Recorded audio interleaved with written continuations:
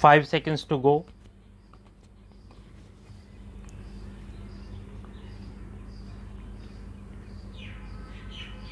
Start. Mr. Vice Chairman, I rise not only to oppose the bill that has been brought before this House today, but to express the hollowness of the objects and reasons which the Minister has just placed before the House. I come to the point and I will have to give a little background because this is the first legislation of its kind in this country which was brought forward in 1969. Former Prime Minister, while dissolving the Lok Sabha in December 1970 and calling for mid-term elections, addressed the nation on the radio, and one of the achievements she claimed was that the government had set up the Monopolies and Restrictive Trade Practices Commission to control concentration of economic power which had got concentrated in a few hands and to go forward on the road to democratic socialism. After its enactment, this act has already been amended a number of times. In November 1980, this was the first amendment when they said that export production should be excluded from the purview of the total production taken because that does not affect the consumer as it goes out of the country.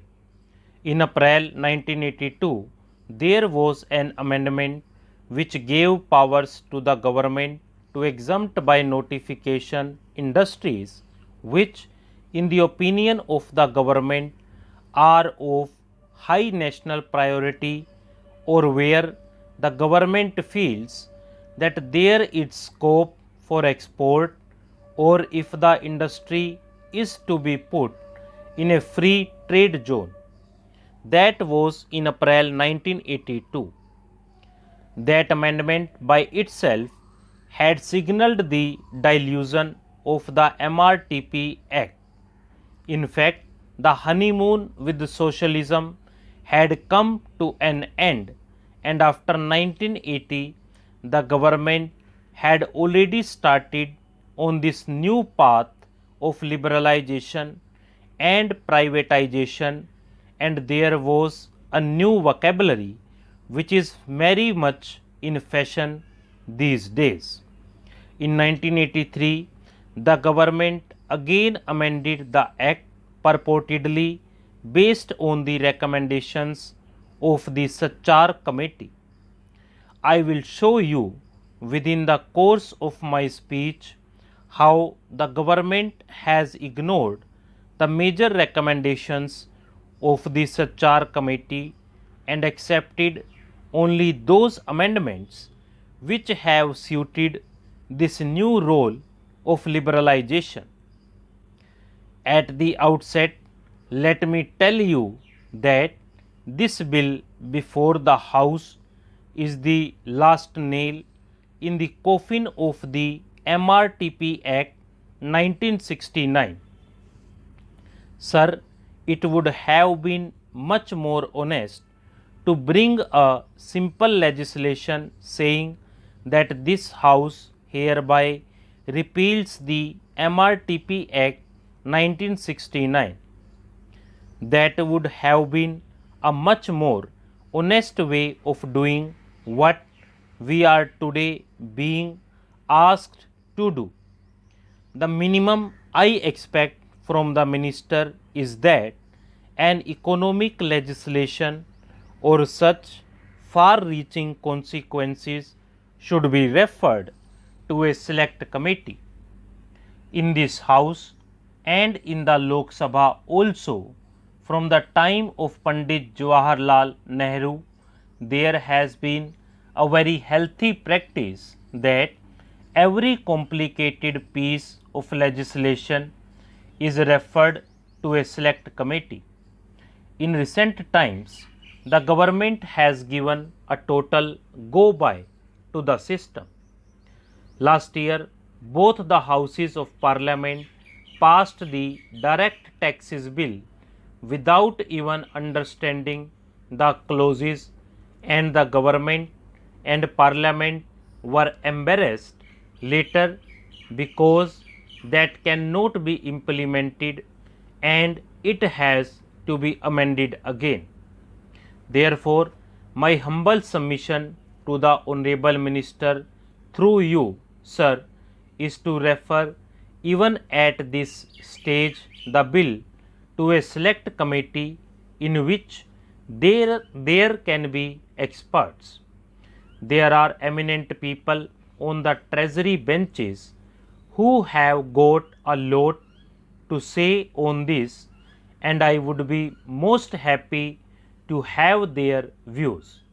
But under the present system, they are unable to oppose the bill and the bill will go through.